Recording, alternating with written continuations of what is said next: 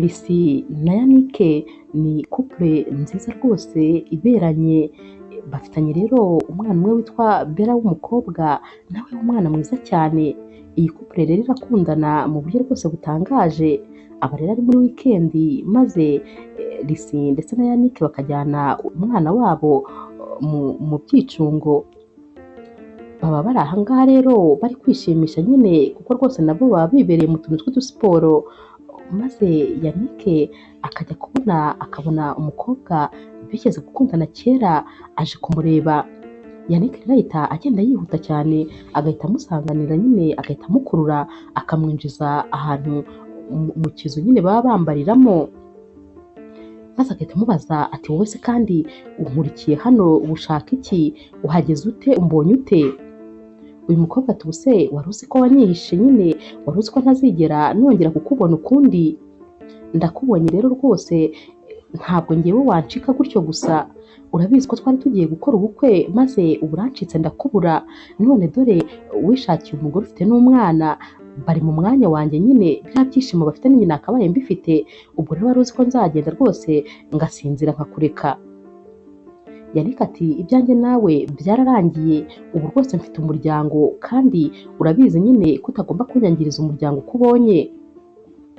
Uyu mukobwa ati ariko hari ikindi kintu kimwe utazi, icyo utazi ni uko wasize unteye inda, none nkaba mfite umwana w'umuhungu, uwo mwana rero ni nawe w'imfura yawe kuko ni mukuru kuri uriya. Ubwo rero urumva ko ibi bintu rwose ntashobora kubiceceka, ahubwo ndumva rwose ngiye kubibwira umugore wawe. Yannick ahita amufata umunwa maze akamukurura akamubwira ati umva, uribeshya ukora ikosa, urabizi ngewe ntabwo njya nkina.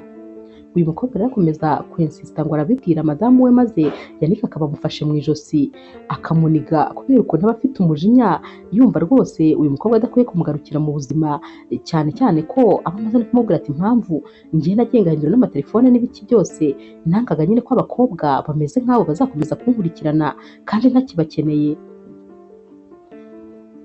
Yannick rero arikura uyu mukobwa, maze uyu mukobwa rwose agahita abona ko ibintu bikomeye, agahita agenda ariko akamubwira ati ntugire ngo rwose ndakuretse, ntabwo nakureka gutyo gusa ngo uriya mugore wawe akwiharire.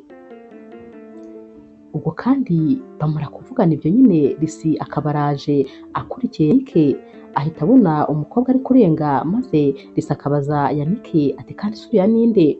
Yannick ati ni mubyara wanjye, yaraje kunsaba amafaranga ariko mubwiye ko ntayo mfite maze ahita agenda. Lucy ati mubyara wawe ko ndi kubona se wagira ngo ni ubwa mbere mubonye?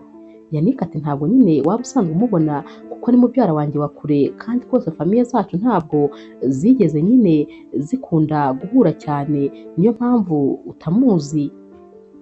Gusa nyine iki kiganiro bahita bakireka maze bagahita bajya kureba umwana, bagahita nyine bamusaba ko bataha kuko n'ubundi imikino ibirangiye. Umunsi wakurikiye rero aba ari mu gitondo, Lucy arabyuka agategura ibya mu gitondo maze agategura ku meza. Yannick rero nawe arabyuka akitegura abagiye ku kazi maze agatangira gufata ibya mu gitondo.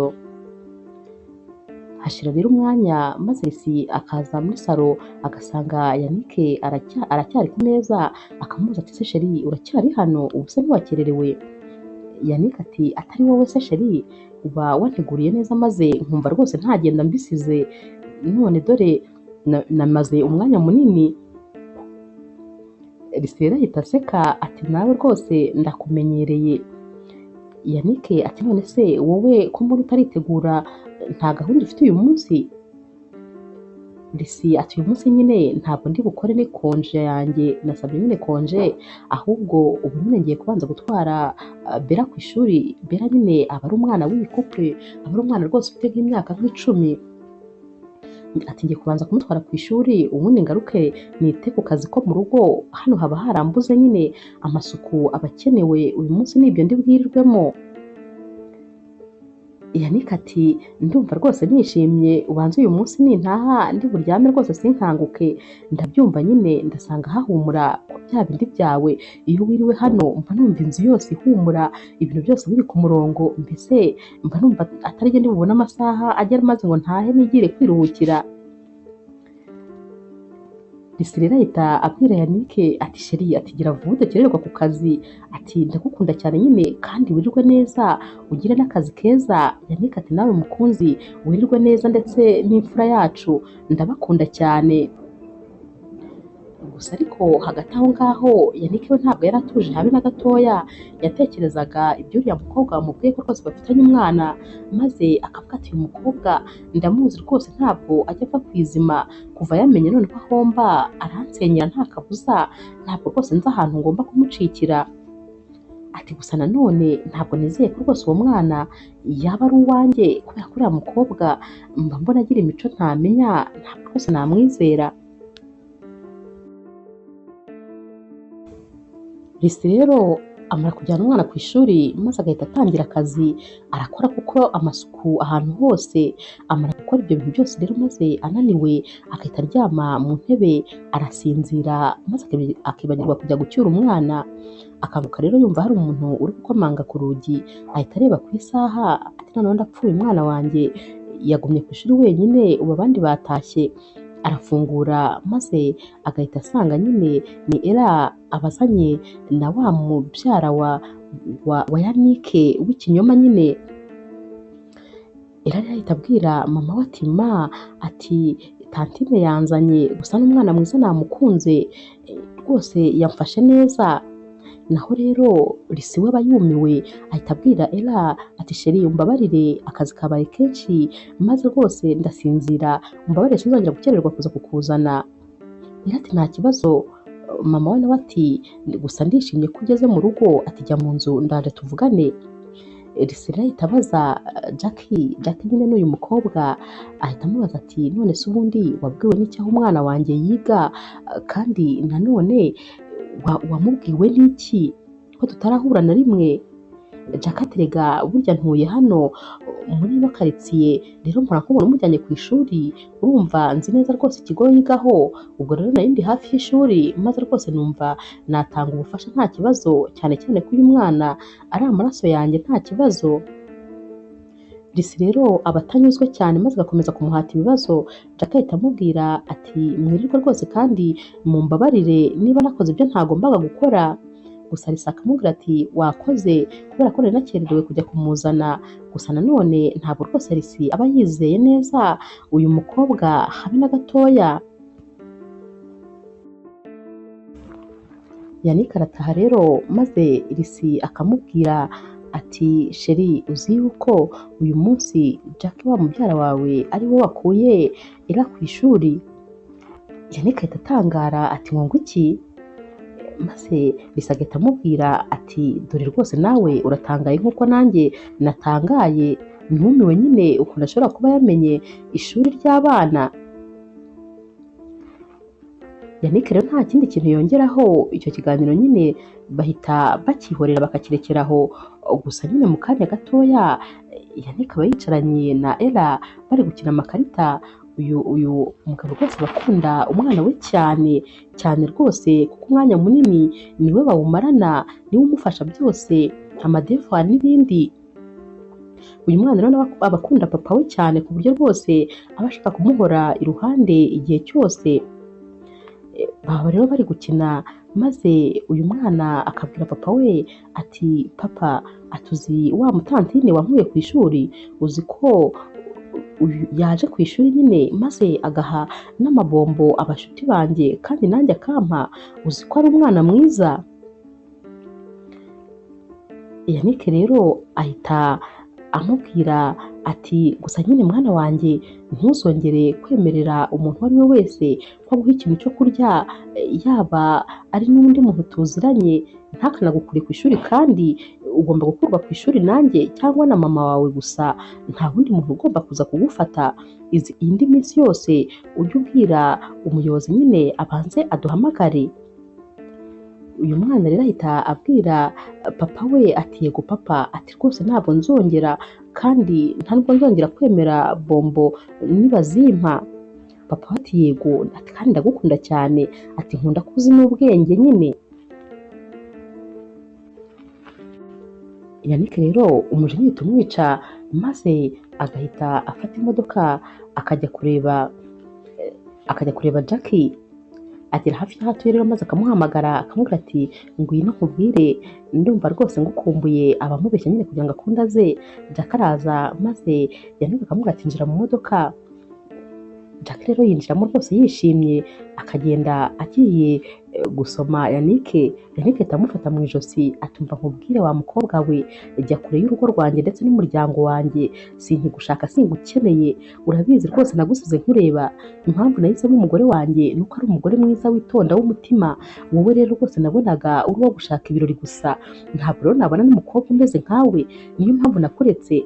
Ndekere umuryango rero niba udashaka rwose uzahura n'ibibazo. Jack ati njyewe nkureka ntabwo rwose bishoboka, ntabwo nareka ibyanjye bigenda gutyo gusa, ikindi kandi wibuke yuko uri papa w'umwana wanjye. Yannick ati ibyo bintu ntuzongere no kubivuga mu kanwa kawe, ndabizi uri umukobwa w'umubeshyi, uri umunyabinyoma, nta kuri na kumwe wavuga, ibyo nyine uri kubivuga kugira ngo gusa ukunde unyigarurire kandi ntabwo byashoboka.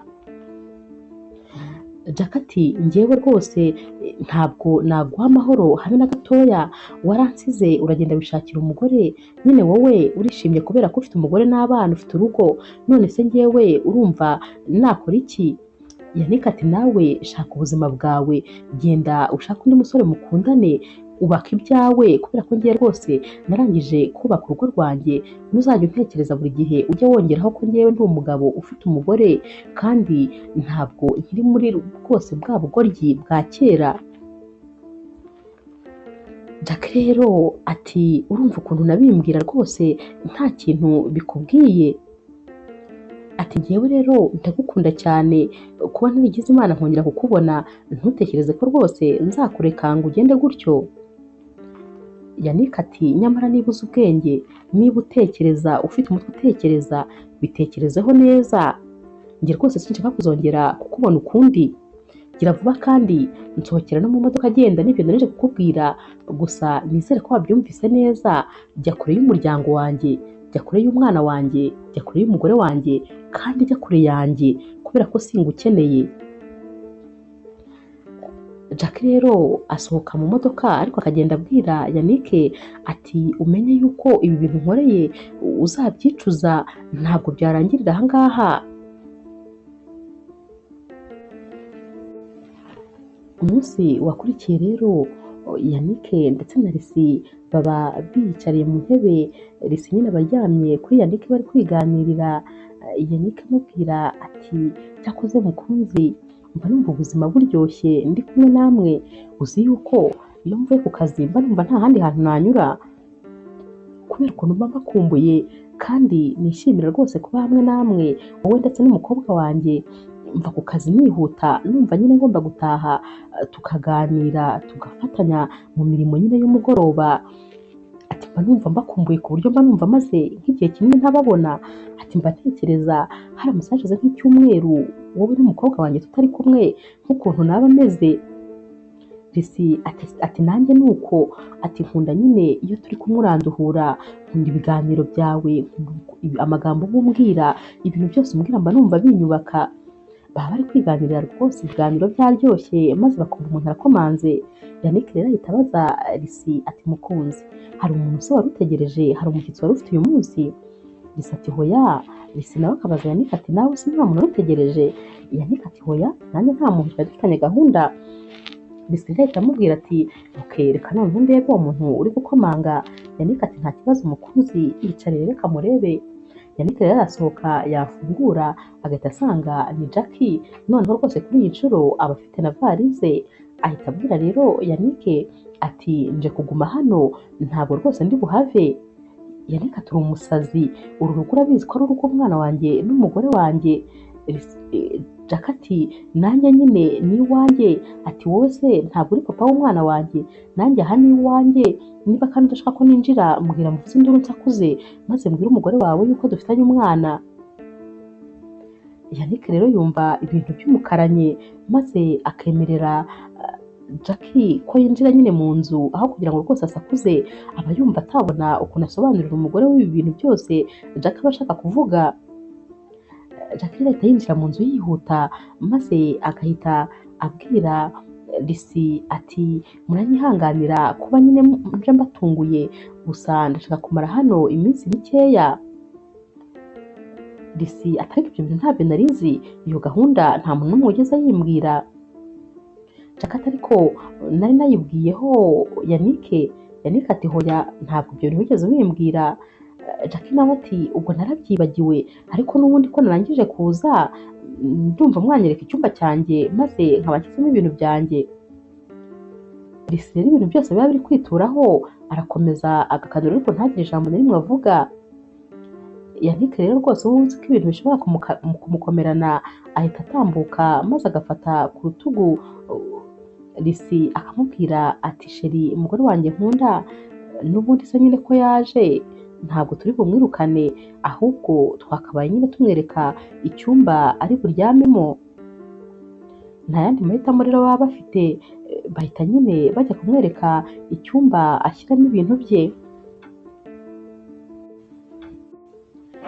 Nijoro rero bajya ku meza bari gusangira, maze Lucy akajya akomeza akareba Jackie, gusa abamureba nabi ntabwo rwose aba amwishimiye habe na gatoya, aba rwose ari kumwibazaho ibibazo kandi byinshi, aba abona rwose atari umukobwa wo kwizerwa.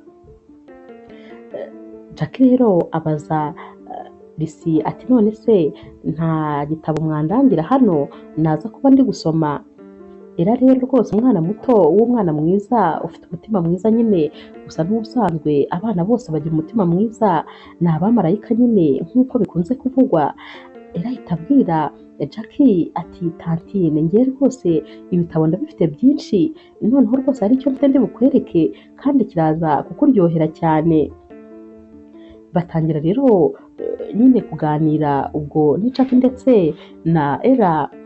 Lucy rero ahita abwira Era ati Era wibagiwe se ko utagomba kuvuga uri ku meza? Ntabwo ari byiza rwose kuvugana ibyo kurya mu kanwa, ntuzongere, ntabwo iyo mico ariyo nagutoje. Era rero ahita amubwira ati yego mama mbabarira rwose nari ncitswe, ni uko gusa tantine yarabajije maze nkumva namusubiza, ariko ntabwo nzongera.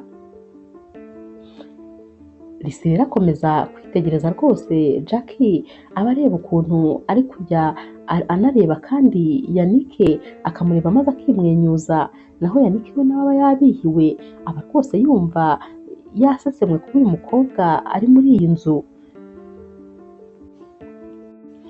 Mu masaha y'ijoro rero Yannick aba yibereye kuri mashine ari gukora yicaye muri salo wenyine, abandi baba baryamye. Jackie rero we ntabwo rwose aba yigeze aryama, ahita rero asanga Yannick muri salo yiyambitse nyine utuntu tugufiya turi sexy, aba ashaka nyine gukomeza rwose kumuyobya. Amusanga muri salo rero maze agahita atangira kumukoraho, agahita amubwira ati sheri ati ndagukumbuye, ndifuza ko twiyibutsa bya bihe byacu bya kera, uribuka nyine ukuntu wajya kumbwira ngo ndyoshye ikirori? Ndumva n'ubundi rwose nshaka ko twongera tukabyiyibutsa. Yannick ahita amubwira atumva no kubwira wa mukobwa we, ubu rwose ndi umugabo wubatse kandi wiyubaha ndetse wubaha na famiye ye, ntabwo rero ngewe nkeneye abakobwa b'ibirara mu nzu yanjye, nutamenya rwose ko ugomba kwitwararika nzagusohora nkujugunye hanze, ntugire ngo ngewe rwose hano imikino mfitanye nawe. Jackie rero abwira Yannick ati hoya ntabwo ari ngombwa nyine ko tubikorera hano, dushobora no gushaka ahandi hantu tujya niba ufite ikibazo nyine hano ko ari mu nzu yawe. Yannick ati ntabyo nakora, ati kandi iga kunyubaha umenye ko rwose ngewe narangizanyije nawe, nta kintu kiri hagati yanjye nawe. Jackie rero akomeza gukurura Yannick, maze Yannick agahita afata mashine ye akihagurukira akigendera akamusiga yicaye aha muri salo wenyine. Uyu mukobwa aba ari ikigeragezo neza neza.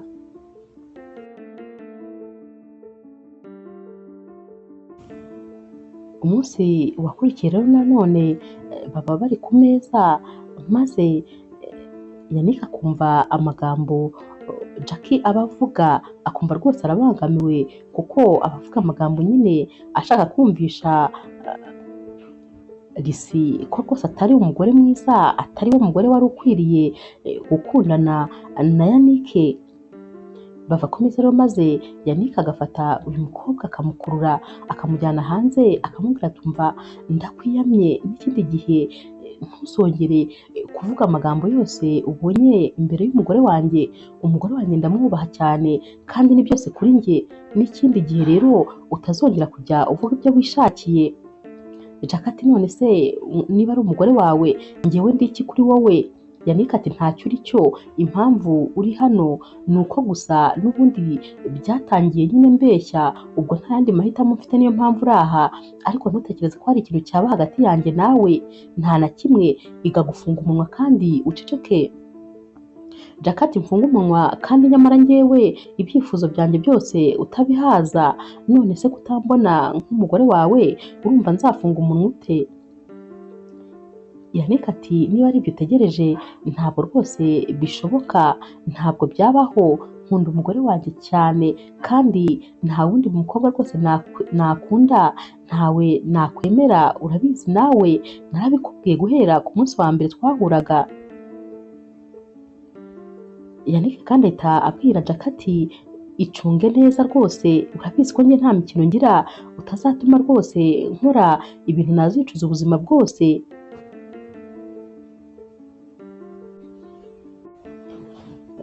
Buracya rero maze Lucy ndetse na Yannick baba bari mu cyumba. Lucy rero abwira Yannick ati ariko sheri nsigaye mbona rwose utameze uko wari usanzwe umeze, mbona ntazi icyahindutse, ntabwo rwose ukishima, mbona umeze nk'umuntu ufite ikibazo, kandi rwose urabizi yuko uba ugomba kumbwira buri kibazo cyose waba ufite, ndahari ku bwawe, nta kintu ugomba kumpisha. Yannick ati hoya mukunzi meze neza rwose ntugire ikibazo. Bahita rero bahoberana maze Lucy akaryama mu gituza cya Yannick ati ni ukuri sinkunda rwose kukubona utishimye, mbwira niba hari ikintu wakabaye umbwira, mbwira rwose niba hari ikibazo maze dufatanye kugishakira igisubizo. Nyamara rwose ibibazo Yannick yari afite muri iyi minsi ntabwo yari kubona aho ahera abibwira Lucy, nubwo rwose kutabivuga ari byo ahubwo byabaye ibibazo kurenza kurusha uko yari kuba yarabivuze, maze akarwana rwose no kwiyungana Lucy aho kugira ngo akomeze guhangana n'ibibazo Jack yamutezaga. Hari igihe umuntu ajya atangira abeshya akantu gatoya akagira ngo ahari birahita birangira, nyamara burya ikinyoma kirakururuka, akanyoma gato kabyara akandi kakabyara ikindi kakabyara ikindi, maze bikageraho noneho rwose uba utakibashije kubikontorora, ahubwo ugasigara nyine ubona uri umugaragu w'ikinyoma, nta yandi mahitamo ufite uretse kubeshya. Na Yannick rero niko byamugendekeye, yatangiye rwose abeshya gato ariko nyamara ibintu bigenda bimukurana mu buryo atari yarigeze atekereza. Gusa nyine ubwo baba bibereye mu cyumba bari kwiganirira, naho rwose Jack we aba ari ku rugi ariko bumviriza, aba rero ari kumva ukuntu Yannick ari kubwira Lucy ati sheri ndagukunda cyane, urabizi rwose nawe niyo nawe afite ikibazo kuba ndi kumwe nawe gusa buriya mba narangije kuruhuka, iyo ndi kumwe nawe nta bintu bibi mba ndi gutekereza, mba ndi gutekereza kuri wowe gusa. Lucy rero ahita abwira Yannick ati ndagukunda cyane mukunzi kandi urabizi niyo ntabivuga nkeka ko rwose uba ubizi. Yannick ati nanjye nuko ndagukunda, ntabwo njya nibaza uko nabaho ntagufite. Jack rero uri ku muryango yumva aya magambo yose maze umujinya ukamwica, ahita agenda akajya mu cyumba maze agakubitagura ingumi ku bikuta kubera ukuntu rwose aba yumva aba bombi bikundaniye, atari no kuvuga ngo bari imbere ye kuko nk'ubwo nyine baba bari kwiganira batazi ko hari n'umuntu uri kubumva. Jack rero akomeza rwose gukora ibishoboka byose ngo arebe ko yakwigarurira Yannick, ariko rwose Yannick aba ari umusore wihagazeho, birangira rwose Jack abonye byanze neza neza nta na kimwe adakora. Hari n'igihe Yannick aba aciye imbere y'icyumba maze uyu mukobwa agahita amukururiramo, agahita akora ibintu nyine bigaragaza ko akeneye uyu musore, ariko rwose nta nubwo aba amureba n'irihumye. Umunsi umwe rero Jackie yahamagaye Yannick ati nsanga muri salo hari ikintu nshaka kukubwira. Yannick rero yamusanze muri salo maze Jackie ahita amubwira ati umva rero ndarambiwe rwose ubu buzima, ndabona nyine waranze rwose yuko njye nawe twongera kugirana ibihe byiza, ariko rero noneho ngiye kuzana n'umuhungu wacu tubane, kubera ko nyine iyi nzu ni iyanjye n'umuhungu wanjye nk'uko nyine ari n'iyawe n'umugore wawe n'umukobwa wawe, ubwo twese tuzayisangira, umuhungu wanjye n'imfura yawe, ubwo nyine ngiye kumuzana tubane muri iyi nzu. Yannick rero ahita yumirwa ati ugiye kuzana umuhungu wanjye, ati ubundi se niki kinyemeza ko ari uwanjye mu by'ukuri? Jackie rero atangira gusakuza ati ni uwawe, ati ni njye mama w'imfura yawe, kandi nanone ugomba no kunyubaha, sinibaza impamvu utanyubaha kandi rwose ndi mama w'umuhungu w'imfura yawe. Risi rero aba rwose ahagaze hejuru muri etaje ari kubumva ibintu byose baba bari kuvuga, ahita aza rero maze akababwira ati nkeneye ubusobanuro bw'ukuntu Jackie ari mama w'imfura yawe nyamara warambwiye yuko ari mubyara wawe.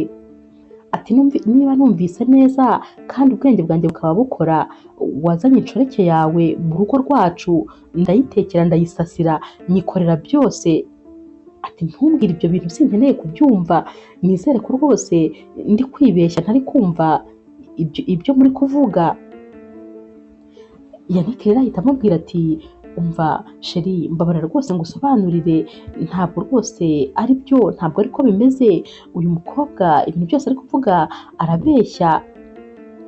Risa ati nta kintu nsobanurira, nabyiyumviye byose ibyo mwaganiraga, birumvikana nyine ko uyu mukobwa ari inshoreke yawe, ariko nta kintu kibabaje nko kuba warifashe ukamuzana mu nzu yanjye umbeshya ngo ni mubyara wawe. Arahindukira rero akabareba bose akabacisha amaso ati cyakoze rwose ndumva munteye iseseme, ndumva ntafite ikintu nabakorera. Ahita rero yiruka agasubira mu cyumba, aba afite agahinda, abababaye rwose, ababajwe n'ukuntu umugabo we yihebeye, aba amutengushye kuri ino nshuro, yaramwizeraga bishoboka byose. Ababajwe n'ukuntu icyizere cye rwose gipfuye ubusa, noneho umugabo we akaba yararengereye, nibura ntanahure n'uyu mukobwa muri hoteli cyangwa ahandi hantu, ahubwo akanamuzana mu rugo. Aba yumva baramugize injiji, baramugize umuntu udatekereza. Yannick rero akurikira Risi mu cyumba ngo arebe ko yamuturisha.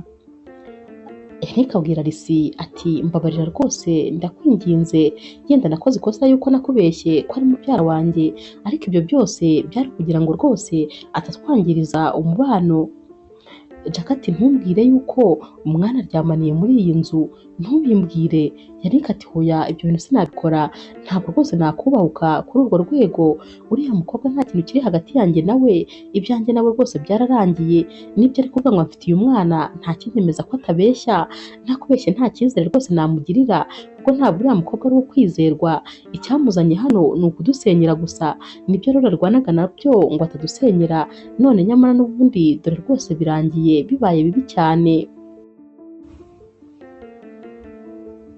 Risi ati nyine ubwo komeza wongera ibinyoma, wamuzanye hano ubizi neza yuko mufitanye umwana, wagira ngo nyine mukomereze aho mwari mwarahagarikiye kera.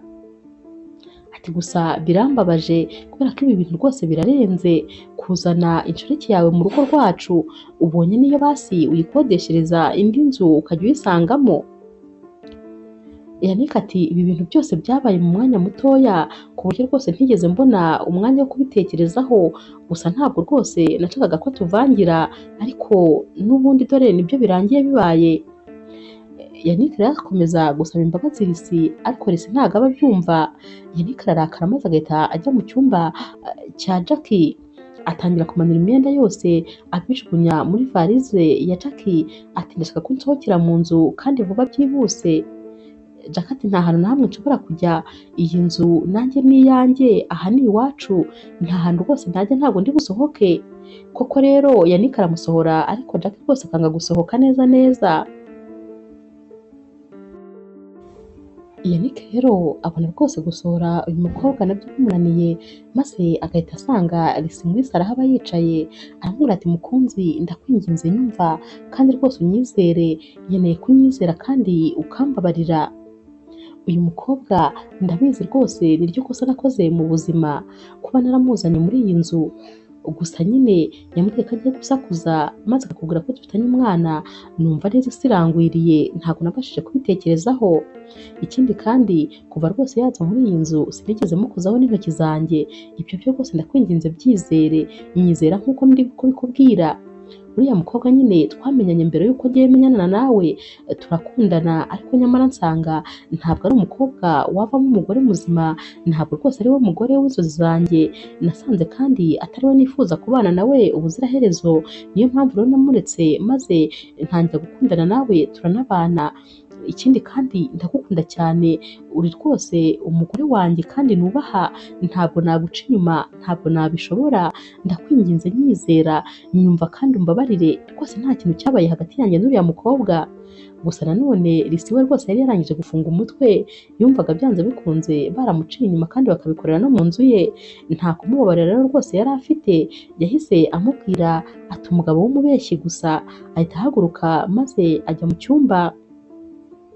Nanone kandi Yannick arongera akamusangayo, maze Lucy agahita amubwira ati umva ubu ngubu rwose ngiye kwigendera, ndabona n'ubundi iyi ngiyi itakiri inzu yanjye nawe, uru rugo rwabaye urwawe n'ihabara yawe, ubwo rero rwose reka nigendere maze mbahe amahoro. Yannick ati mbabarira ntunsige rwose, ntabwo nabaho ntagufite urabizi, ndagukunda cyane, ihangane rwose maze unyumve, ntabwo ndi kumva ukuntu byakunaniye kunyizera no kunyumva.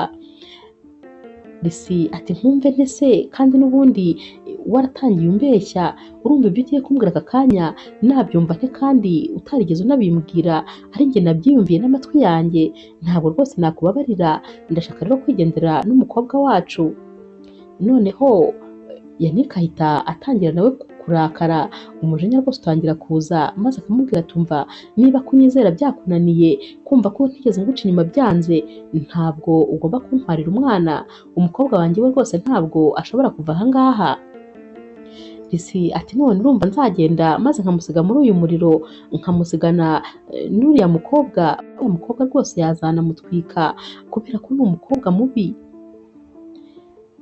Yannick ati uriya mukobwa nawe singomba kubana nawe, ntabwo rwose mukeneye, ariko nanone umwana wanjye we ntiyasohoka aha uko byagenda kose, gusa rwose nawe sinshaka ko wasohoka, ndabakunda mwese kandi ndabashaka iruhande rwanjye, ntabwo ndi kumva ikintu gikomeye ku buryo utari kumva ibintu ndi kugusobanurira, ni gute kunyizera byakunaniye.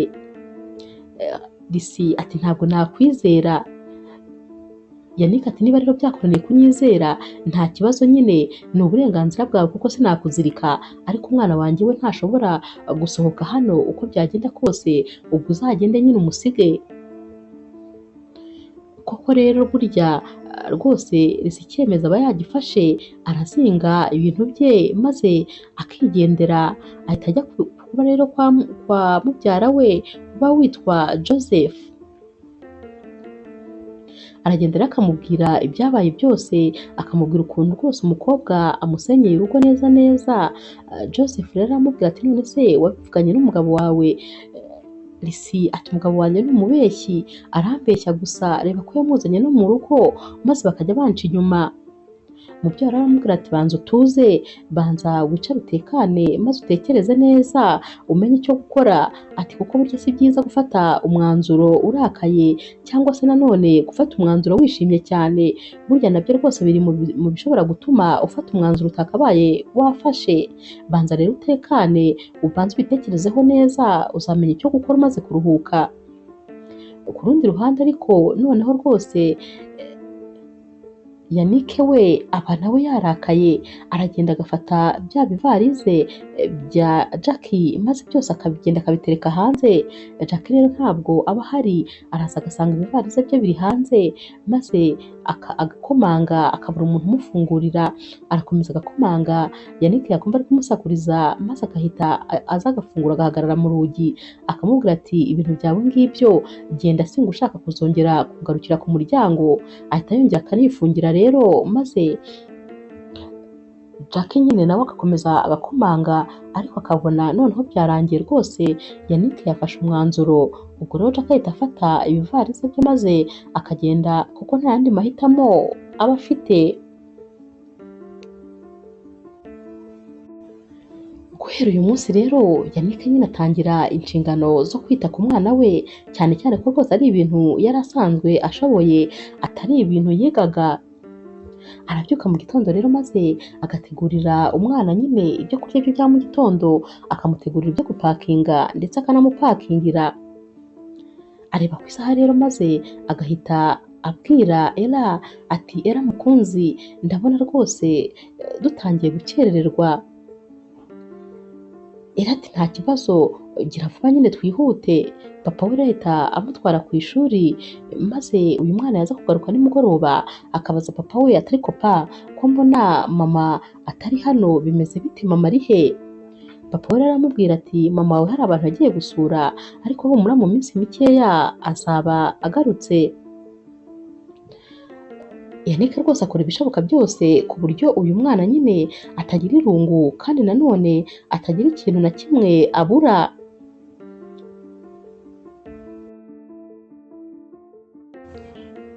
Hashira iminsi rero maze Joseph akabaza Lisi ati none se mbabarira umbwize ukuri, urumva ubitekerezaho iki ibyerekeranye n'urugo rwawe?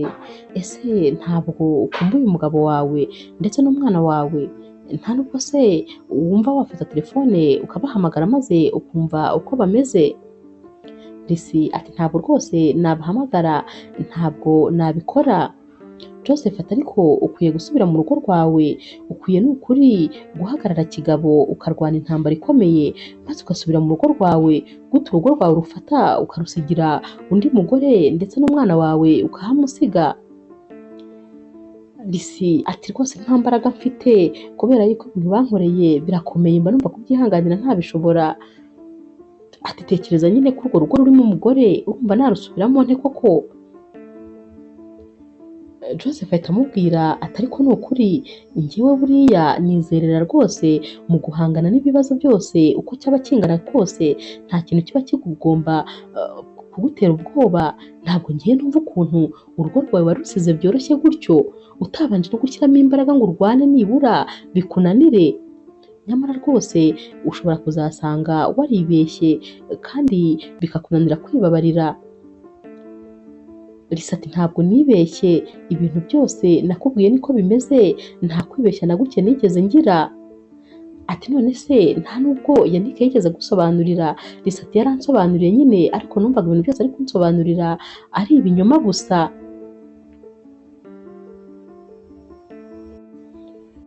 Ku rundi ruhande ariko Ella nyine abona mama we akomeje gutinda kuza maze akegera papa we akamubwira ati pa, ndashaka rwose ko umbwiza ukuri, mama wanjye ari hehe kubera icyo atagaruka? Yannick rero abura icyo gusubiza umwana maze akamubwira ati mama wawe rwose yarigendeye, ntabwo nzi rero igihe azagarukira. Uyu mwana arababara cyane maze agahinda kakamwica ariko nanone agahita arakarira mama we. Guhera uwo munsi nyine ahita yumva ko mama we atari umuntu mwiza.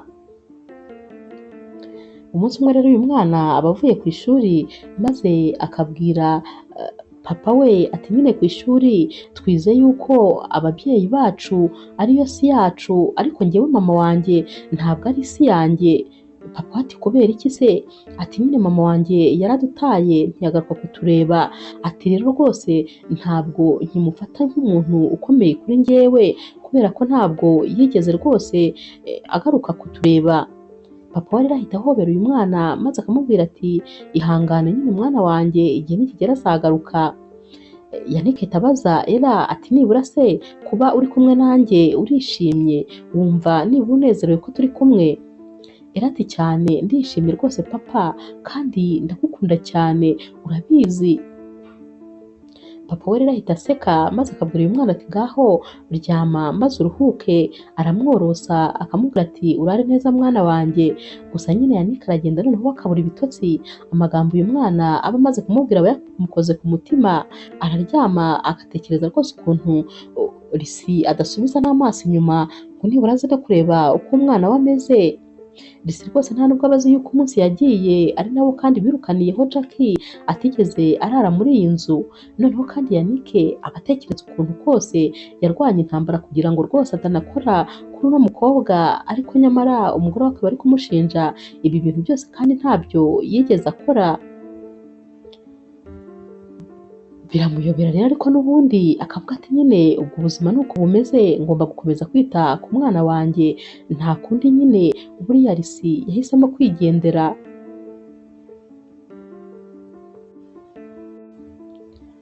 Gusa nyine Yannick rwose atangira no kunanirwa kujya afata n'ibyo kurya kubera ukuntu aba afite ubwigunge ndetse n'ibibazo byinshi. Umunsi umwe rero aba amaze gutegurira ibyo kurya Ella, maze Ella akamubwira ati papa rero ntabwo rwose uyu munsi ndi burye ntakubonye nawe wazanye ibyo kurya byawe hano ku meza kandi ukabirya ukabimara. Uyu mwana yari azi ubwenge cyane, ntabwo wamenye ko yari afite imyaka 10. Ikindi kandi yari umwana mwiza cyane rwose cyane, umuntu uwo ari we wese yakwifuza kugira. Ella rero akomeza abwira papa we ati uyu munsi rwose nutazana ibyo kurya byawe nanjye ntabwo ndi burye. Papa we rero aseka ahita abwira uyu mwana ati ahubwo ubwo reka nzane iyindi foshete maze dusangire. Ella ati yego ibyo rwose nabikunda. Araza rero bakicara barimo kuganira nyine maze bagasangira. Gusa nanone Yannick aba yishimye ko nibura afite uyu mwana mu buzima bwe, kuko rwose aba ari ubuzima bwe bwose ku buryo aba yumva uyu mwana atagomba kumujya kure. Hashira iminsi rero Yannick aba ari ku kazi, maze akazi kamutwaye akareba ku isaha agasanga n'ubundi yatinze kujya kuzana umwana. Ahita areba rero maze agasanga ku ishuri ry'umwana banamuhamagaye inshuro nyinshi kubera ko rwose umwana aba yahasigaye wenyine. Ahita afata imodoka rero maze yagera mu modoka agafata telefone agahamagara, aramubwira ati natinze kuza kumureba ariko nizere ko nta kibazo cyabaye kuko nyine ndi mu nzira nza. Ababwira nyine n'aho ageze kugira ngo yumve ko rwose ageze hafi y'ishuri, abamusigaranye ntibarambirwe. Baramubwira bati nta kibazo, gusa nyine akiri kuri telefone ye itakara mu modoka, abatarayikupa nyine itakara hasi mu modoka, maze agatangira kuyishaka akajya ayireba akongera kubura amaso nyine kugira ngo arebe umuhanda. Gusa nyine ararangara maze agashiduka yagonze borudire, avuza induru cyane rero rwose ari kubona ajya kuyigonga, ku buryo nyine wa muntu baba bari kuvugana ku ishuri ry'umwana ntabwo aba yigeze akupa kuko aba yumvise ibintu bisakuza ariko akumva ntabwo bakivuga, ntabwo rero aba yakupye. Yumva rero uyu mugabo avugije induru cyane maze rwose agahita akeka ko hashobora kuba hari ikintu kibaye kidasanzwe, akupa telefone akongera agahamagara ariko noneho ntihagire umuntu uyifata. Batekereza ko rero rwose ashobora kuba yakoze agisida, cyane cyane ko aba amaze kubabwira aho yari ageze ajya gutwara umwana.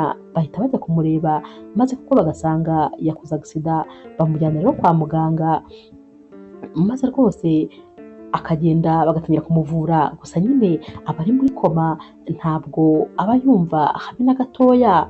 Uyu mwana rero nawe araza nyine akaza kureba papa we, ubwo kandi nuko nyine uyu mwana ahita ahera uyu munsi yibera nko kwa muganga, kubera ko nta wundi muntu uba wari uzi yuko nta wundi muntu uri mu rugo, baba bazi yuko nyine iyi famiye icyuzuye, nyamara rwose nta wundi muntu n'umwe bari bafite, yari uyu mwana na papa we gusa. Rero areba ukuntu papa we rwose aryamye atanyeganyega atavuga, maze akabaza muganga ati none se muga, nizere ko papa wanjye azamera neza atazapfa kubera yuko niwe mfite wenyine, nta mama ngira, rero mbana na papa gusa, nizere ko rwose nta kintu kibi kizamubaho. Dogiteri ati humura rwose tuza, papa wawe araza kumera neza. ahita amuha intebe rero akamubwira ati icara hano kandi ntuze kuhava, ugume aha, nugira ikintu na kimwe ukenera uze muri biro yanjye umbwire ndagufasha ku kintu cyose uri bukenere. Uyu mwana rero agumana na papa we maze agatangira kumubaza ati ariko ubundi papa hari ikintu na kimwe wigeze urya? Akumva ntabwo amwikirije, arongera ati ariko pa ko nta kintu na kimwe uri kuvuga, none se waba wandakariye ko ndeba rwose udashaka kuvuga? Era kandi akomeza nyine ari gutekereza ibyabaye mbere, maze akavuga ati nyamara ubanza rwose ari njye natumye papa amera gutya kubera kumunaniza. Atekereza rero ukuntu hari mu gitondo maze akabwira papa we ati papa kubera iki mama ataza kugufasha kandi nyamara mbona ukeneye ubufasha? Papa ati kubera iki uvuga ko nkeneye ubufasha? Era ati ujya ku kazi ukantegura ukantekera ibya mu gitondo n'ibya nijoro, ati ndetse rwose ugakora n'indi mirimo ya hano mu rugo yose, ni byinshi cyane rero ku buryo mbona unanirwa cyane, wakabaye ushaka umuntu ugufasha.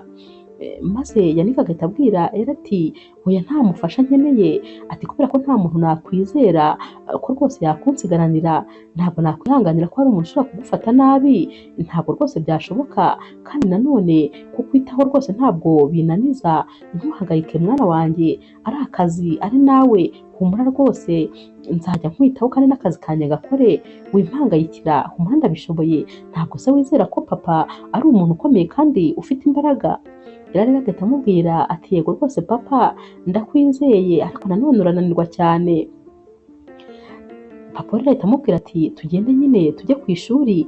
Era ibyo bintu aba ari kubitekereza, maze rwose agatekereza ko hari umunaniro wo kuba papa we yarashakaga kumwitaho nta wundi muntu umufashije, aricyo gishobora kuba cyaramuviriyemo kuba ameze gutya. Ella rero amara gutekereza ibi, maze agahita avuga ati ngomba kujya gushakira papa wanjye ibyo kurya, kuko birashoboka ko rwose nta n'ikintu na kimwe yigeze arya, aba ari umwana nyine ntabwo aba azi yuko umuntu uri muri koma atabasha kurya. Ella ahita agenda maze agafata inzira agatangira kugenda uwo bahuye wese amubwira ati mfasha umpe amafaranga kubera ko papa wanjye ari mu bitaro kandi ameze nabi. Ku nshuro ya mbere rero ahura n'umumama maze akamubwira ati mfasha umpe amafaranga njye kugurira papa wanjye ibyo kurya, ari mu bitaro kandi ameze nabi. Maze uyu mumama agahita amubwira ati genda mva imbere wa mutekamutwe we, ati umumama wawe wabona afite ahantu yicaye maze akaba yagutumye kwirirwa usabiriza, ati mva imbere genda.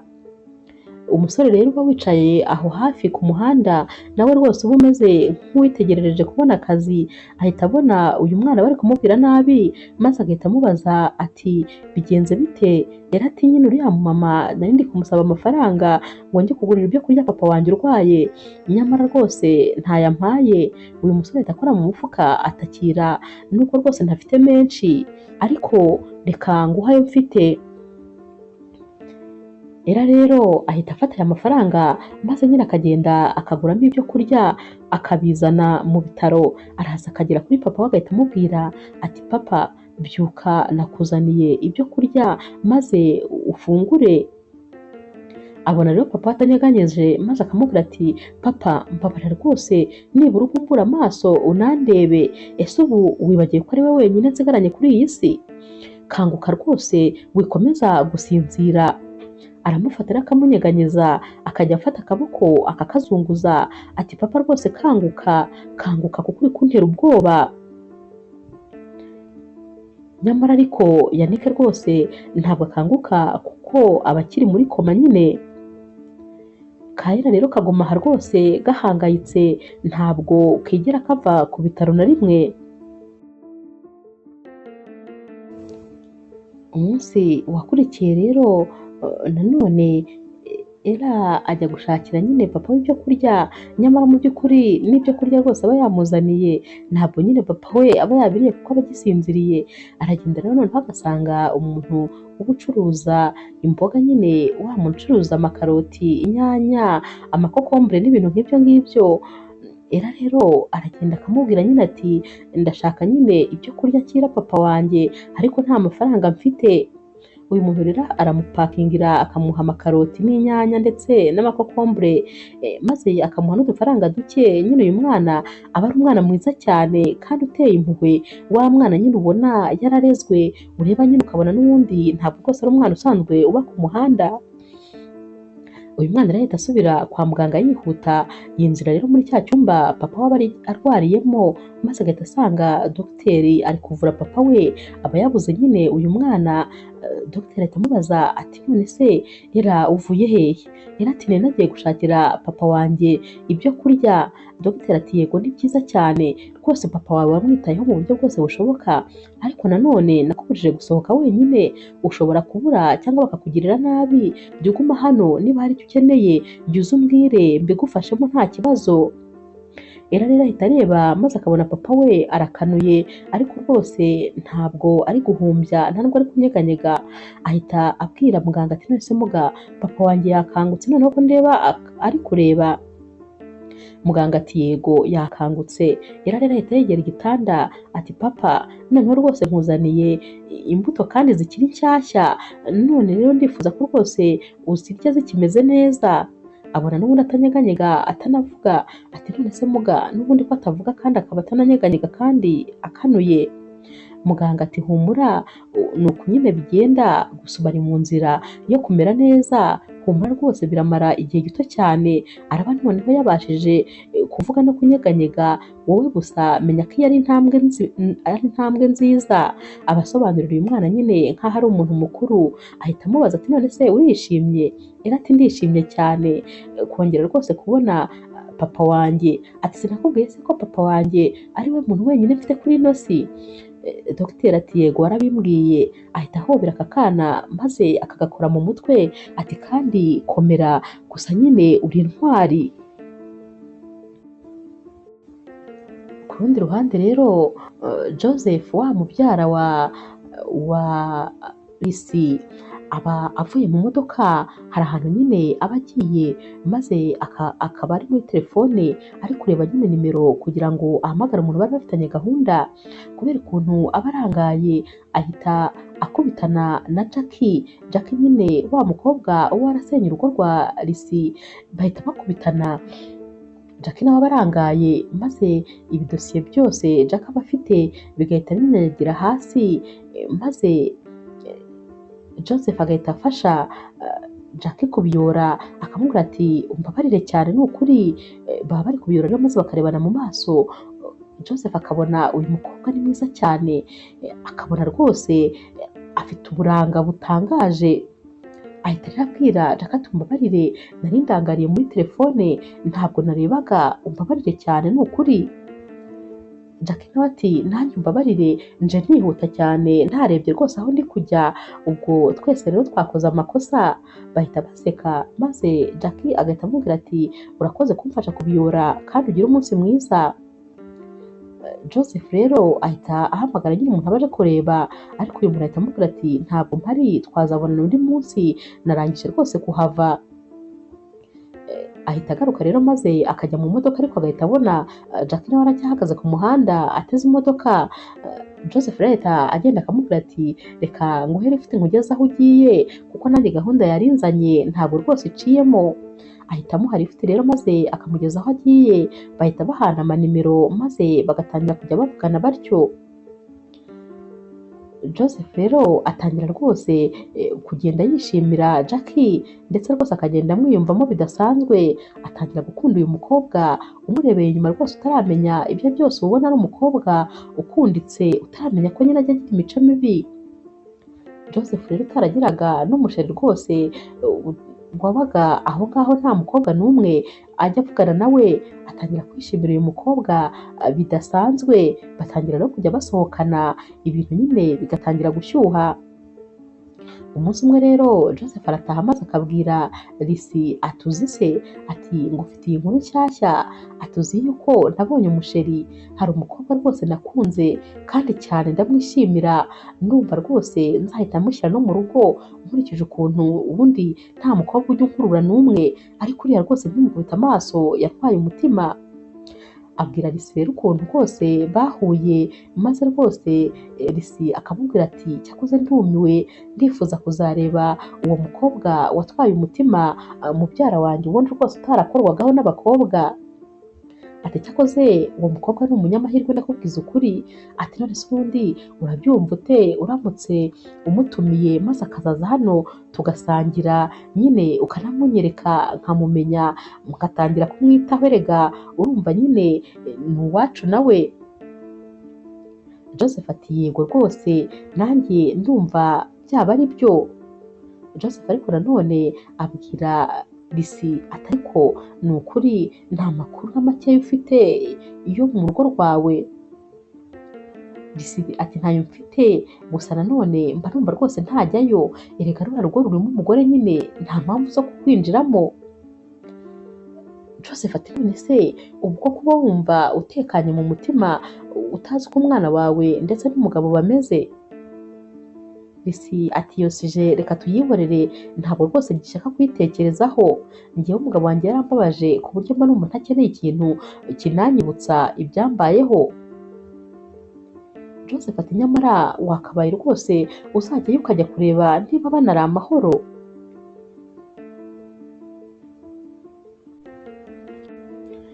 Ku rundi ruhande ariko Yannick arakanguka neza rwose, maze noneho agatangira no kunyeganyega.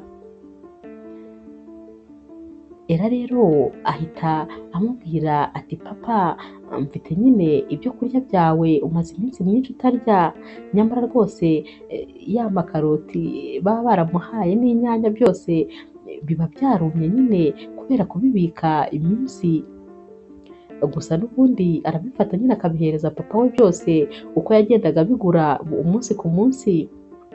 Papa we areba muri ibi bintu byose maze akamwenyura. Ababona rwose uyu mukobwa watangaje, atangazwa n'ukuntu nyine yamwitayeho mu buryo bushoboka bwose, ku buryo asigara amushakira n'ibyo kurya. Ahita rero abwira Era ati none se ibi byo kurya wabikuye he? Era ati nyine nagiye kubigushakira papa, numvaga ntashaka ko wicwa n'inzara. Yannick rero ahita abwira Era ati gira hino, amuryamisha mu gituza cye maze akamubwira ati umbabarire mwana wanjye kuba naraguteye ubwoba, umbabarire kandi kuba naratumye unyura muri ibi bintu byose uri wenyine. Era ati papa rwose ntacyo kukubabarira gihari, ahubwo ndishimye cyane ko rwose ukangutse ukaba wongeye kuba muzima. Nibazaga ukuntu nazongera noneho kubaho ni jyenyine nkumva ntabwo mbyumva. Papa we rero agahita akamwica maze amarira agatangira gushoka. Abwira Era rero ati ndagukunda cyane mwana wanjye, kandi ni ukuri uri intwari, ndagushimiye. Baba bakiri muri ibyo rero, maze dogiteri akaba arinjiye, ahita abwira Yannick ati ntakubeshye wabyaye umukobwa w'intwari, ntabwo wabyumva. Ati wakwemera ko uyu mwana kuva akora agisida atigeze ava hano? Yaragendaga maze akagaruka akuzaniye ibyo kurya rwose, nubwo utanyeganyegaga yakugumye iruhande, maze akajya kuganiriza kandi uri no muri koma. Gusa nkanjye nyine w'umuganga ndabizi ko wabyumvaga nubwo rwose utavugaga. Gusa ni ukuri rwose uyu mwana ni umwana mwiza cyane, naramukunze. Yannick ati ndabizi umukobwa wanjye ni byose kuri njyewe. Umuganga rero ahita abwira Era ati ubusohotse gatoya maze mvugane na papa wawe. Era rero arasohoka maze muganga akabwira Yannick ati rero ntakubeshye ntabwo rwose ibintu byose bimeze neza cyane. Ati kubera ko agisida wakoze yakwangije ibice byinshi by'umubiri, birashoboka rero rwose yuko amaguru yawe atazongera guhagarara. Gusa nyine hari amahirwe ko wazongera kugenda, ariko nanone ayo mahirwe ni makeya. Yannick ati mbwiza ukuri ayo mahirwe ni nkangahe? Muganga ati ni 20% gusa yo kuba wakongera guhagarara ku maguru yawe.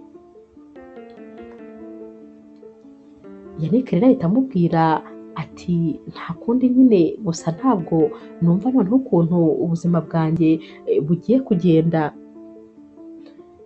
hashira rero n'ubundi iminsi mike maze Yannick nyine bakamusezerera mu bitaro, arataha rwose na Ella we. Ella rero akomeza kwita kuri papa we uko rwose papa we yamwitagaho, noneho aba ari Ella usigaye umwitaho.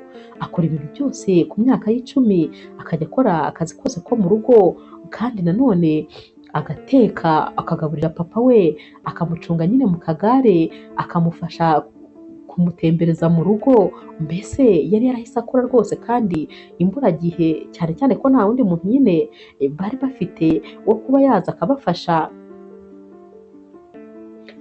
Ku rundi ruhande ariko Joseph nawe rwose na Jackie urukundo ruba rugeze kure.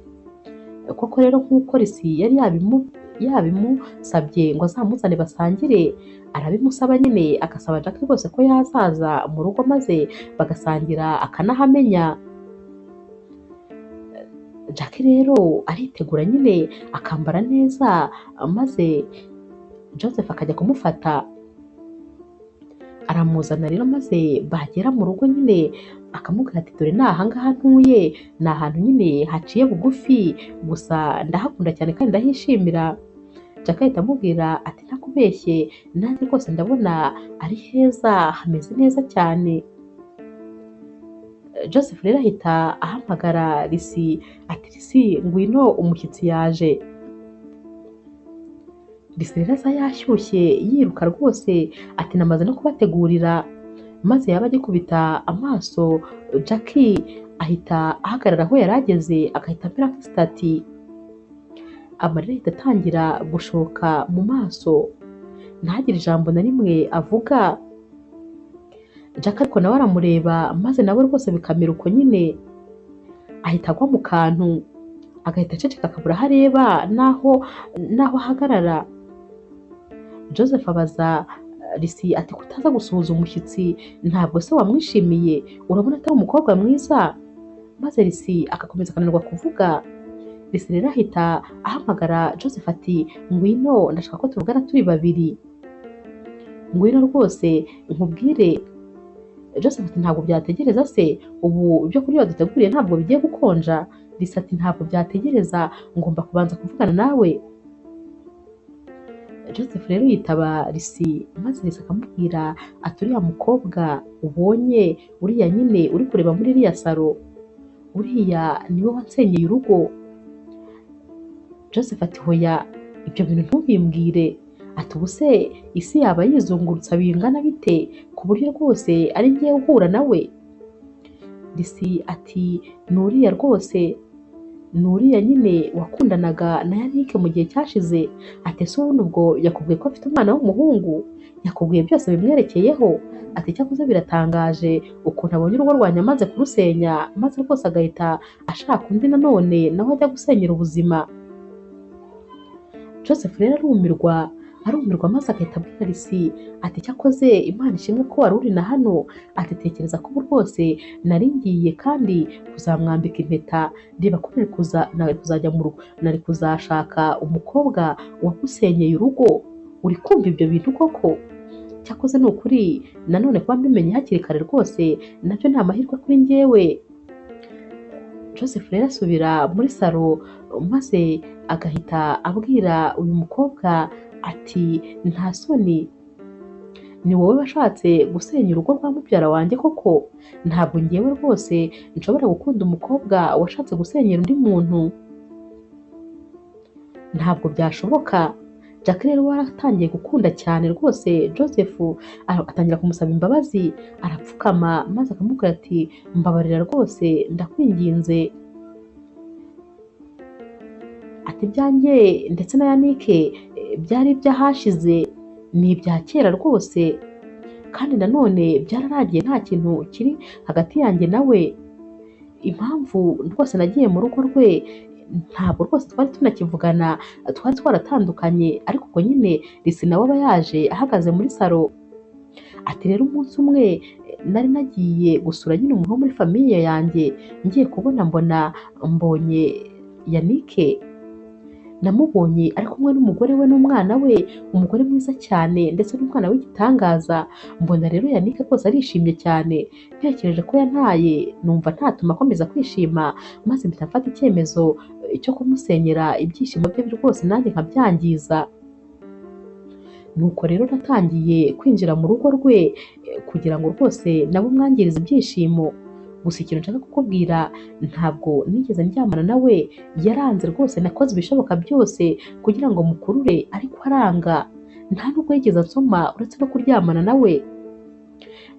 Yannick akunda umugore we cyane n'umwana, yabanambyeho ku buryo rwose yanze ko nongera kugirana ibihe byiza nawe. Ikindi kandi icyerekeranye rwose nuko nababwiye ko mfitanye umwana nawe, naramubeshyaga.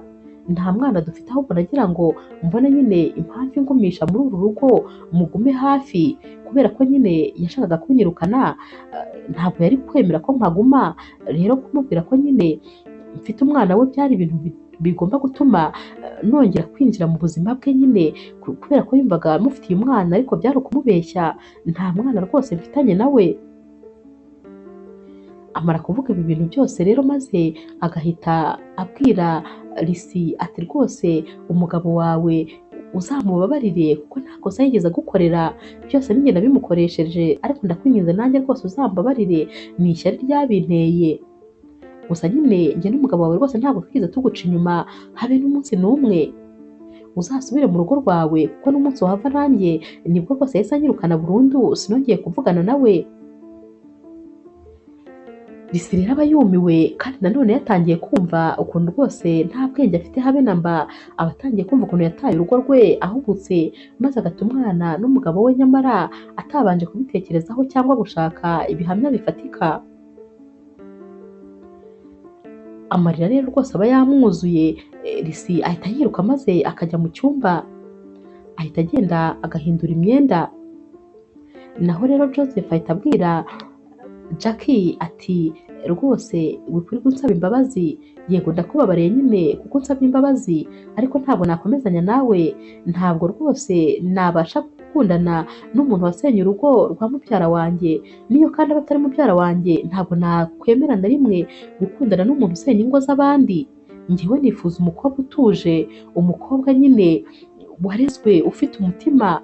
Naho rwose wowe ndumva ntabwo ari wowe nifuza. Igendere uzakundwa n'abandi, njye ntabwo byashoboka. Koko rero rwose ahita amwirukana nyine, maze agahita asohoka akagenda. Lucy rero rwose uba wumva yarakoze amahano, ahita yambara vuba vuba maze agahita agenda yiruka. Ahita ajya rero mu rugo rwe, aragenda maze yaba akiri gukomanga, ajya kubona akabona hirya mu rugo Yannick yicaye mu kagare, naho rwose era ari kumucunga, acunga nyine akagare. Era bakimukubita amaso agahita agakatisha, bakongera bakisubirira nko mu gikari. Lucy rero arahamagara ariko yarakanga kumwitaba. Lucy ayoberwa ibintu byabaye, abona rwose ibintu byarahindutse, maze agahita atangira akarira ataranamenya icyabaye. Bahita bigira mu nzu rero maze bagafunga. Lucy arakomanga ariko bakamwihorera. Lucy rero arongera agasubira kureba nyine Joseph, akamubwira ibintu byose ukuntu bimeze. Aramubwira ati ntabwo nzi ikintu cyabaye, gusa ibintu byose byarahindutse kandi byabaye bibi rwose. Yannick asigaye agendera mu kagare, noneho reba ko ari era wari uri kumucunga. Lucy rero noneho ararira akamera nk'umurwayi, ati sinumva ukuntu nzibabarira, ati tekereza ibibazo byose nateje umwana wanjye, narabatereranye, none nta nubwo nzi ibyo bahuye nabyo, gusa rwose ubuzima bushobora kuba bwaragenze nabi cyane. Joseph rero nawe arumirwa nyine, akayoberwa ibyo ari byo. Gusa nyine buracya, Lucy akongera agasubirayo, arakomanga maze era akaza agafungura. Lucy aramubwira ati mwana wanjye nari ngukumbuye. Era ati ngiye nta mama ngira, ati wowe se urundi urinde, urashaka iki hano? Noneho dore ngo Lucy ararira akarira nk'agahinja. Era ati ntabwo ngukeneye, uri umumama mubi waradutaye. Lucy ati mbabarira basi ninjire maze mvugane na papa wawe. Ella ati hoya ntabwo ukwiye kwinjira muri iyi nzu, ntabwo tugukeneye, papa wanjye nawe rwose ntabwo akeneye kukuvugisha, genda usubire aho wari waragiye, genda nyine usanga batumye udusiga. Lisa ararira akenda gupfa, apfukama hasi agapfukamira Ella ati Ella mbabarira ndakwinginze rwose mpa akanya gato basi ngusobanurire. Ella ariko ntabwo rwose aba ashaka kubyumva. Lisa rero abaza Ella ati none se papa byagenze bite? Ella ati nyine papa yakoze agisida igihe wari waradutaye, ubwo rero n'ubundi komeza wigendere wimenye ibyacu, njyewe papa wanjye nzajya nkomeza mwiteho nta kibazo. Ella rwose ahita akubitaho urugi agahita afungirana nyine mama we hanze. Lisa rero arongera akagenda maze akabwira Joseph ati ntakubeshye umwana wanjye yaranyanze burundu, ntakeneye kumbona, ntabwo akeneye kumvugisha, mbese rwose nanjye nibwo ntimenya neza amakosa nakoze. Joseph rero ahita amubwira ati ibi bintu ngomba kubigufashamo, reka nyine nzaguherekeze rwose maze tujye kureba Yannick kuko ndumva ibi bintu byarakomeye, gusa nanone ndabumva cyane kuba warabasize utanabanje kugerageza, narabikubwiye ukigera hano bagombaga nyine kukurakarira, ikindi kandi uranabyumva nyine ko ari wowe wakoze amakosa, kubera ko urumva ko Yannick nta makosa yigeze akora mu by'ukuri, yego yarakubeshye ariko ntabwo yigeze aguca inyuma. Lisa ati byose ndabyicuza, icyampa rwose iyaba byashobokaga ngo igihe gisubira inyuma, ni ukuri ntabwo icyemezo nafashe aricyo nakabaye mfata, gusa nanone nyine ntabwo bishoboka ko igihe gisubira inyuma. Lisa ati ariko nanone isomo naryize kandi rwose n'abandi bajya banyigiraho, buriya si byiza gufata icyemezo umuntu ahubutse, umuntu aba agomba kubanza agashaka rwose ibimenyetso, noneho burya ibintu byerekeranye n'urugo byo rwose nta n'impamvu zo guhubuka, kubera ko iyo usenyeho gatoya rukomeza rusenyuka kugeza rurangiye. Nakoze amakosa akomeye gusiga umugabo wanjye n'umwana, ubu rwose umugabo wanjye ntakabaye ari njyewe namurwaje, nyamara rwose umwana wanjye niwe nakoreye imitwaro kandi adashoboye kwikorera. Hashira iminsi rero Jackie nawe akagaruka gusaba imbabazi Joseph, gusa nyine Joseph ntabwo rwose aba agitekereza Jackie, aba yarumvise ibintu byose yakoze maze akumva rwose amuvuye mu mutima. Jackie rero araza maze n'ubundi akongera agasaba imbabazi Joseph, akamubwira ati mbabarira rwose narahindutse, mbabarira ndagukunda numva ntabasha kukubura. Joseph ati ntabwo bishoboka rwose, mba numva nakubabarira ariko nanone ntabwo twabana, ihangane kandi unyumve rwose nyibagirwa, ntabwo bishoboka ndakubwiza ukuri, icyo wakora cyose nta na kimwe cyahindura icyemezo nafashe, ntabwo nabana nawe. Ati kandi rwose ndakwinginze nyikuramo ntuzigere ugaruka, ntabwo bishoboka, njye nawe rwose ntibishoboka. Jackie rero noneho rwose abona yuko bitagishobotse ndetse na Joseph maze akigendera. Joseph rero wafata umwanya maze akajya kureba Yannick, aragenda rero akamubaza ibyabaye byose, akamubaza uko byagenze. Yannick rero abimubwira byose uko bingana, maze Joseph akamubwira ati ndakwinginze rwose babarira umugore wawe, aracyagukunda, gusa nyine yaribeshye kandi n'undi muntu uwo ari we wese byamubaho.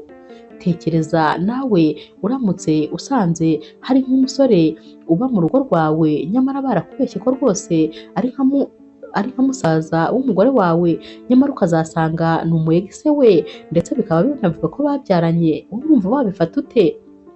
Yannick ati nanjye ndabyumva cyane, ndamwumva rwose, ibyamubabaje byagombaga kumubabaza, icyemezo yafashe yagombaga kugifata, ariko noneho nyine ikibabaje muri ibi ni uko umwana we yamurakariye cyane, akaba atagikeneye no kumva bamuvuga, ubu rwose nicyo kibazo nsigaranye.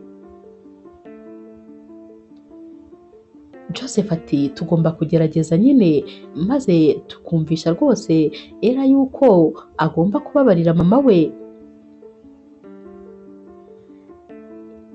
Yannick rero ahita ahamagara Ella maze akamubwira ati mwana wanjye ntiwahoze umbwira ko nkeneye ubufasha. Ibyo kandi abimubwira nyine na Joseph akiri aha ngaha. Ella ati yego papa rwose ukeneye umuntu ugufasha. Yannick ati rero mwana wanjye warahabaye ku bwanjye ndagukunda cyane, waragerageje rwose wankoreye ibishoboka byose, ariko nanone ntabwo rwose nakomeza kukuvuna, nkeneye rero umuntu wo kumfasha nyine maze akakwakira akajya amfasha ibi wamfashaga. Ella ati nta kibazo rwose papa. Yannick ati Ella rero urihangana ku byo ngiye kukubwira, ndifuza ko twababarira mama wawe maze akaba ariwe ugaruka akamfasha, kubera ko rwose niwe nakwizera, ni nawe kandi wabasha kumfasha neza, naho undi muntu wo hanze aje ashobora no kuzajya angusha ku kagare maze akansunika nkagwa. Ati none se nibyo ushaka Ella? Ella ati hoya papa, ntabwo nshaka umuntu uzajya agufata nabi, ndashaka umuntu uzajya ugufata neza. Yannick ati rero nta wundi muntu wakora ibyo bintu nk'uko ubishaka uretse mama wawe. Ati ikindi kandi mama wawe kuba yaragiye ni uko nyine hari ibyabaye tutumvikanyeho, kandi rwose yansabye imbabazi nanjye naramubabariye, nanjye nyine namukoreye amakosa. Ubwo rero dukwiye kumubabarira maze akagaruka tukongera tukaba umuryango nka kwa kundi twari tumeze. Ati mama wawe si umuntu mubi, mama wawe ni umuntu mwiza kandi aracyagukunda, ndetse rwose uyu mutonto yambwiye ko igihe cyose yamaze iwe yahoraga avuga ko adukumbuye kandi adukunda. Ella rero ahobera papa we akamuhobera cyane. Ati gusa nyine papa ndabanza mbitekerezeho. Papa arumirwa ukuntu uyu mwana nyine aba azi ubwenge kandi aba asubiza ibibazo nk'aho rwose ari umuntu mukuru. Ubwo rero rwose Risi nawe aba yari ari hafi aho, ntabwo aba yari ari kure. Ahita akomanga rero maze Ella akajya gufungura, arongera akabona ari mama we maze agashaka gukubitaho urugi. Mama we ahita amukurura maze rwose akamufata cyane. Atera mwana wanjye ndagukunda, ariko ubwo nyine yari ari kumwe akashaka kwigendera. Mama we apfukama hasi maze akareshya n'uyu mwana, akamukurura akamuhobera akamufata nyine ku ngufu cyane. Ati mwana wanjye ntega amatwi, ndagukunda, nkunda papa wawe, ntabwo nabaho ntabafite, nakoze ikosa ndabasiga, ariko ndakwinginze mbabarira kuko ndaryicuza. Iminsi maze ntari hafi yanyu rwose agahinda kendaga kunyica, nta byishimo nagira ntabafite. Arakomeza rero akamubwira amagambo menshi kandi rwose anamusaba imbabazi, maze Ella akageraho agatuza. Mama we nyine akamuhobera noneho neza Ella yatuje. Ella rero areba mu maso mama we maze akamubwira ati mama nanjye ndagukunda cyane, ariko nanone waratubabaje. Mama we ati mbabarira mwana wanjye, ntabwo rwose nzongera kubabaza ukundi. Ella ati banza unsezeranye mbere yuko winjira mu nzu, umbwira ntabwo uzongera kudusiga. Mama we ati ntabwo nzongera rwose, ndagusezeranyije, ni isezerano nguhaye. Ella ati kandi umbwire neza niba uzajya wita kuri papa wanjye kandi ntuzajya umurakarira. Risi ati byose ndabigusezeranyije kuko rega ndabakunda cyane kandi sinigeze ndeka kubakunda. Ella rero ahita afungura maze akinjira afatanye ukuboko na mama we. Risi rero ahita agenda maze agapfukama imbere ya Yannick. Ati mukunzi, ndabizi ko bigoye kuba wambabarira, ariko ndakwinginze mbabarira ku makosa yose nagukoreye, mbabarira kandi ko nahubutse, mbabarira ko ntakwizeye, mbabarira rwose ko ntigeze nkumva ngo numve ubusobanuro bwawe bwose wampaye. Yannick rero rwose utabukeneye ko umugore we avuga amagambo menshi, ahita amufata akaboko maze akamwegereza, ahita amuhobera akamubwira ati umugore mwiza narakubabariye kubera ko ibyo wakoze nanjye rwose iyo aba ari wowe byabayeho nanjye nari kubikora. Nta kibazo rero rwose narakubabariye, isanzure kandi ndacyagukunda. Icyo nshaka kukubwira ni kimwe, sinigeze nguca inyuma kandi sinzanigera nguca inyuma na rimwe mu buzima. Uru rukundo rw'ubuzima bwanjye ntawagusimbura, rero nta n'undi muntu n'umwe nakurutisha. Wowe na Ella muri byose mu buzima bwanjye, ndagukunda cyane rero rwose kandi ntuyirirwe rwose utekereza ko nshobora kuba ntarakubabariye. Ella rero ahita ahoberana na Yannick maze na mama wabo nyine bose bagahoberana ari batatu. Barongera rero bagaseka maze bakamwenyura. Risi kandi ashimira mubyara we ati wakoze cyane, ni ukuri ko uhambera, ndagushimiye cyane. Joseph rero ahita ababwira ati ngaho rero nimusigare amahoro nyine, reka nanjye ntahe. Risi rero ndetse na Yannick n'umwana wabo bisigarira n'ubundi mu rukundo rwose bishimye. Gusa nyine nyuma y'iminsi mikeya Joseph asubira kwa muganga, maze umuganga n'ubundi nyine agatangira kumukorera ibizami. Ahita amubwira ati ndabona rwose ugiye kuzongera gukandagira n'ibirenge byawe kuko ndabona warakize, ndabona nyine umugongo wawe noneho umeze neza, ubu nta kibazo, watangira kuzajya witoza no kugenda ukandagira gahoro gahoro kuko rwose ndabona ibintu byakubayeho ni ibitangaza.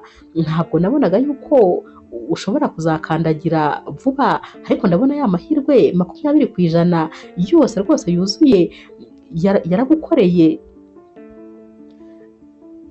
Yannick rero arishima cyane, maze Risi nawe akishima ati ni ukuri ndanezerewe kuba rwose naba ngiye kongera guhagarara ku birenge byanjye. Barataha rero ariko n'ubundi nyine bakajya bakomeza kumufasha nyine kujya atangira guhagarika ikirenge buhoro buhoro, bigeraho rero maze agakira neza rwose, akongera kugenda neza kandi nta kibazo. Iyi famiye rero irongera igasubirana ibyishimo rwose yari ifite kuva na kera, cyane cyane ko rwose baba bakundana. Yannick rero abwira Risi ati ni ukuri warakoze kunkunda. Risi nawe ati nanjye warakoze kunyihanganira, nzagukunda iteka ryose. Inkuru yacu y'urukundo rero naha tuyisoreje, mwakoze kuyikurikira. Niba ukunda inkuru z'urukundo zica kuri Zasha TV, ntukagende udakoze subscribe, like, share na comment. Ni inkunga ikomeye kuri jyewe. Ndabakunda cyane rero nk'ibisanzwe.